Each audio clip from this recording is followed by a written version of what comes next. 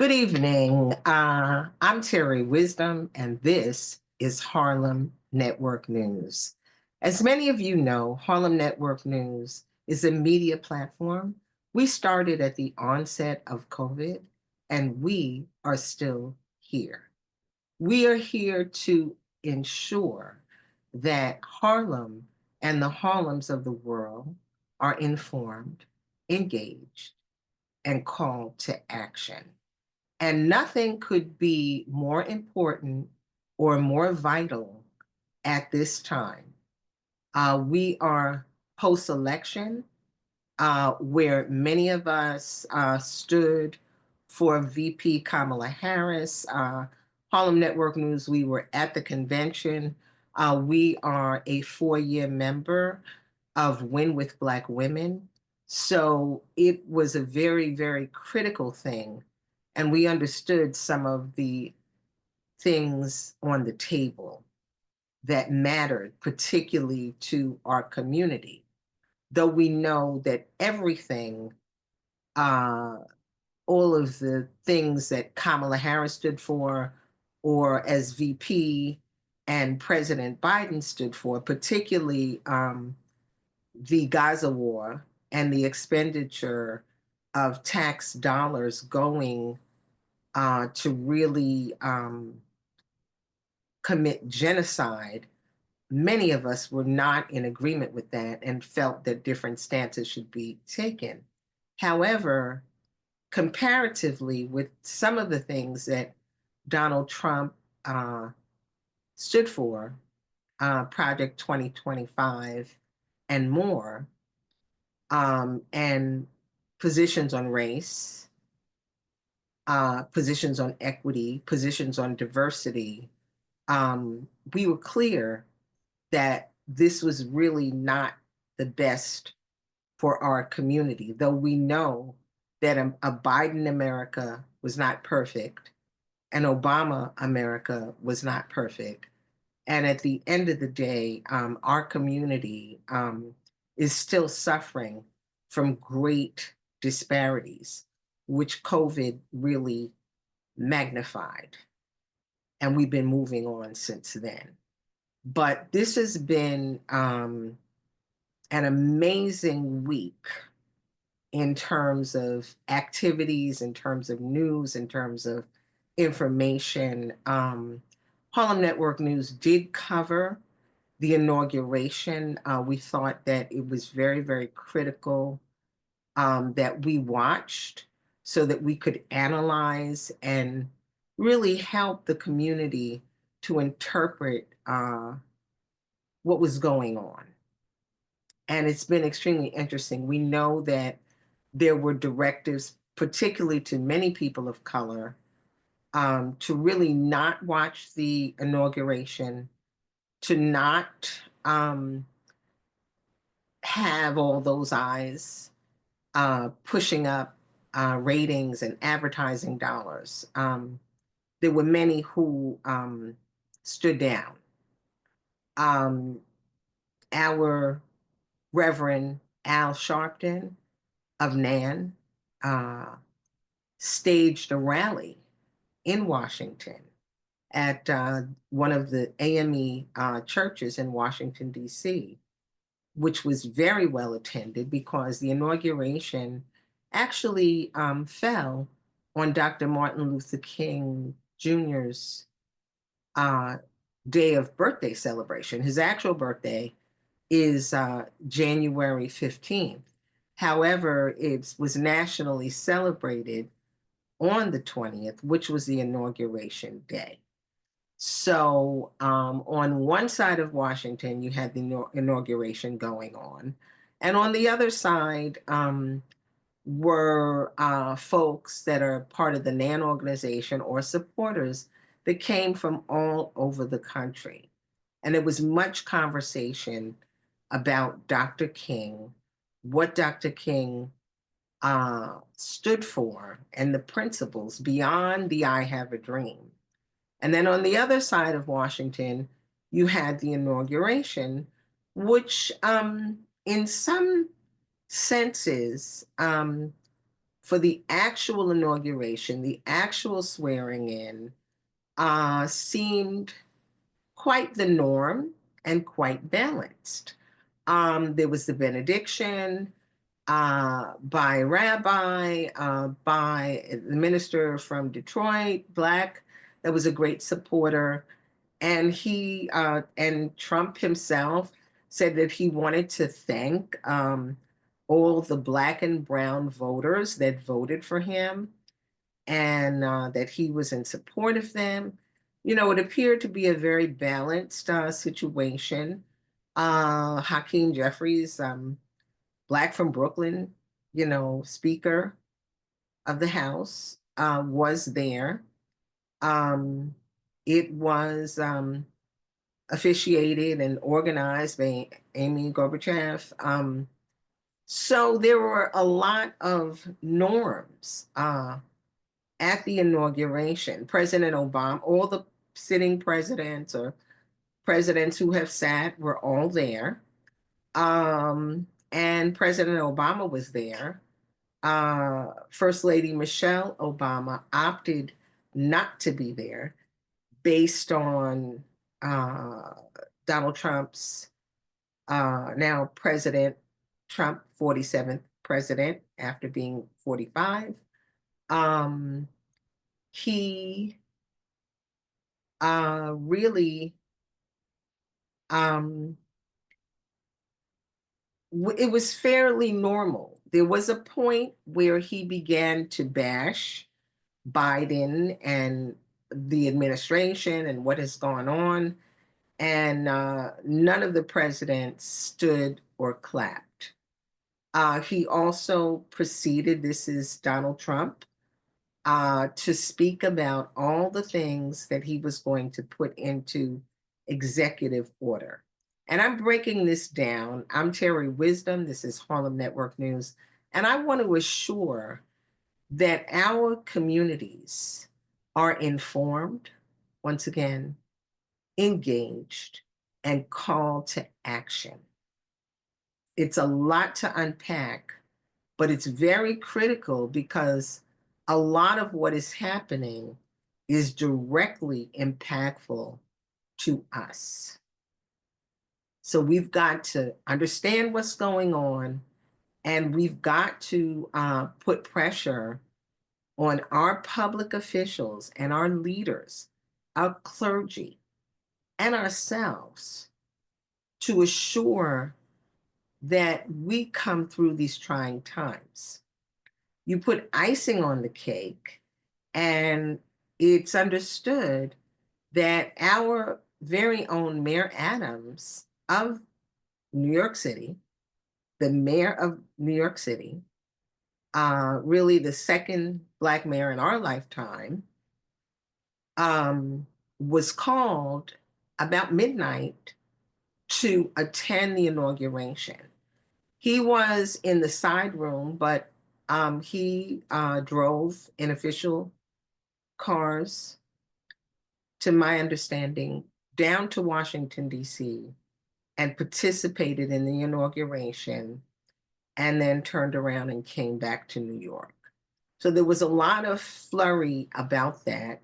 There are people who said he bailed on Dr. King's, you know, celebrations that he was scheduled to attend. But I believe that he made a decision that it was important that he go to the inauguration if he was invited. And I believe the Friday before the inauguration, he was invited to Mar-a-Lago, to Trump's residence quarters, place of business for a private meeting. We don't know exactly the details of the meeting, but Mayor Adams' position is, and he stated, and we're looking to have Mayor Adams come on our Harlem Network News and talk to the people. We think it's very important that he be able to speak his mind and to share without judgment, because this is really about the facts and the impact, particularly on our communities. Mayor Adams basically has stated that he, as the mayor of New York, is going to deal with President Donald Trump because he is the president. He dealt with President Biden and tried to build that relationship, which there were issues. And that is because Mayor Adams, uh, at a point, was in overload with all of the migrants or asylum seekers or whatever is, you know, politically correct to call the incoming immigrants from the border that were being shipped here to the tune of $6 billion that came out of New York City's budget, really not with federal support. And at a point, Mayor Adams took it upon himself to go to these countries and say, listen, stop sending the people because we can't handle it. And whatever the expectation are when they get here, it may not be met. So that, I believe, caused a rift with President Biden. So there is a lot to unpack. But I do think that New York City is the money of the country. It is the financial base of the country, bar none. So it is very, very important that we be able to coordinate with the president. We can't turn a blind eye. That's not going to help us. Now, Mayor Adams has said, and we're going to get him on to Harlem Network News to speak for himself and to speak his truth to power without any encumbrance. But he has said that it's important that he deals. He does not agree with all of what President Trump is doing, and what things he agrees with, he'll work with. But the other things he's not, but he hasn't been very explicit about it. And so there's a lot to unpack. I want to really, on that note, speak about some of the executive orders that President Trump signed at the inauguration. And in this week, if he was inaugurated on Monday, and now it's Friday, early Friday morning when we're recording this, many of these executive orders have been put into place. He signed an order and he released 1,500 of the January 6th people who were incarcerated for being part of that, what some call an insurrection. And it was a blanket release, which is very, very interesting because there was no discernment on who committed violent crimes. These people were popped out. So he kept what his promise was for that. He's shutting down the borders in Mexico. So they're not taking people, whoever was there, being brought in and their situation evaluated. That's off the table. And he has vowed to revoke birthright citizenship. And that's a very broad stroke, but he put that in as an executive order. There's already pushback from judges because the 14th Amendment, which was really created so those enslaved people, which is us, could be citizens. If you were born here, then you're a citizen here. But in his executive order, President Trump now has sought to revoke that. But there's already lawsuits that say you can't revoke that without actually changing the Constitution. So that's one situation that's happening. He also has declared there are only two sexes, male and female. All the transgender and all of that is off the table. And he has stated there are going to be considerably less transgender operations. So these are some of the things that we're looking at. He's also saying that those that are here illegally, particularly those who have committed violent crimes, ICE is going to go after these people. And there's not going to be any recourse. In the past, churches were safe havens, schools were safe havens, hospitals, funeral homes. And he is saying that there will no longer be these kinds of safe havens. So these are just a few of the things that are going on. He's got some energy and environment executive orders really saying that we're going to drill and just, pull more of the oil and natural products from this country. He basically has said, drill, baby, drill. So those are just a few of the executive orders that I feel are very, very impactful. DEI, okay, which basically has to do with diversity. All hires in the government that were hired because of DEI to make sure that the playing fields are even for Black and Brown people to compete, be part of. And in most instances, these people were qualified, and still denied, and overqualified. However, just, I believe it's Thursday or, of this week, or it was Wednesday or Thursday, that all of the DEI hires in the government have been laid off. I think they're laid off with pay. But I'm just saying, basically, President Trump, Donald Trump, is rolling with a hammer.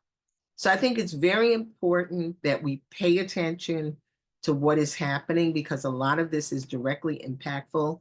We know that the day before the inauguration, there was a ceasefire and coming to terms. There are hostages on both sides, the Israeli side, the Palestinian side, that have been exchanged. So this is a phenomenon that went, I guess you could say, as a collaborative effort between President Biden outgoing and President Trump incoming. There's also the war in Ukraine and Russia. So, there's a whole situation that is going on. But I'm going to stop here because I don't want to overload you, and I don't want to overload myself and Harlem Network News. But I just want to say to you, stay tuned, stay vigilant, stay informed. There are a lot of people that are so frustrated with everything that's going on. They're just like, I don't want to know about it. I don't want to deal with it. I don't want to hear anything about it. And from a Harlem Network News stand, we're going to keep on coming. We're going to make sure that you are informed. We're going to break it down. We're going to be bringing on experts to unpack everything, because we think it's important. Knowledge is power. Knowledge is power. And this is not a time where we can stand down. We've got to stand up. And we know that we put out a lot of effort and energy, many of us did, to have Vice President Kamala Harris become the president. That did not happen, but that doesn't mean that we stop. This was an effort that showed that we can come together. I don't know what role uh, VP Kamala Harris is going to play as we move forward. I would hope from a leadership standpoint that she takes leadership. In my opinion, if she was being groomed and pushed and voted for to be the president, it's very important that though she was not elected president, that she stand up and represent and give guidance, because guidance and leadership are needed more than ever at this time. We are looking for all of our public officials, and I will be having all of them on. We're looking to have Congressman Adriano Espaillat on. He basically is the congressman for Harlem, Washington Heights, a part of the Bronx, East Harlem, and he's there. Chuck Schumer is our senator. Senator Gillibrand is our other senator. We have our Mayor, Eric Adams. We have for Manhattan, our borough president, Mark Levine. We have our state senator, Cordell Clear. We have our council member, Dr. Yusef Salaam. We have our assembly member, Reverend Al Taylor. We have our new assembly member, Jordan Wright. And I can continue. So it's very, very important that all of our public officials, our city council members, stand up and interpret and help the people. You know, this is a time where we need to stand together. And everyone is looking to Mayor Eric Adams for leadership and for transparency as to what is going on. Our governor, Kathy Hochul, basically has said she's not going to have people ripped out of New York State. She's got the Attorney General, Tish James, working with her. Her opinion is that she's doing her governor's job, and that Mayor Adams, wherein other mayors are convening and bringing lawsuits, she said it's about the state. And New York City is covered because the state is dealing with it. Mayor Adams doesn't have to do that because the state is doing it. So a lot to unpack. A lot of darts and daggers are flying. And we know that Mayor Adams has some indictments. So a lot of people publicly are personalizing that he may, seek the favor of President Trump, and therefore, have his charges wiped. So there's a lot to unpack, but I'm Terri Wisdom, and this is Harlem Network News. And couldn't let the week end without speaking to you. There's more to come. And we look for your opinions. We look for your support. Black media needs your support. Harlem Network News needs your support. You can reach us at 646-261-5397. You can donate by Zelle. It's just simply Harlem Network News at gmail.com. Cash App, if that's your preference, $ Harlem Network News. And we do have a GoFundMe. So very critical. We need to do our Black job more than ever, and our intention is to do it. But, excuse me, New York cold weather, but critical, and we're there. We're here. We're not going anywhere. and we're going to continue to do our job. We need you to do yours. Let's work together. Thank you. We matter, you matter. Thank you.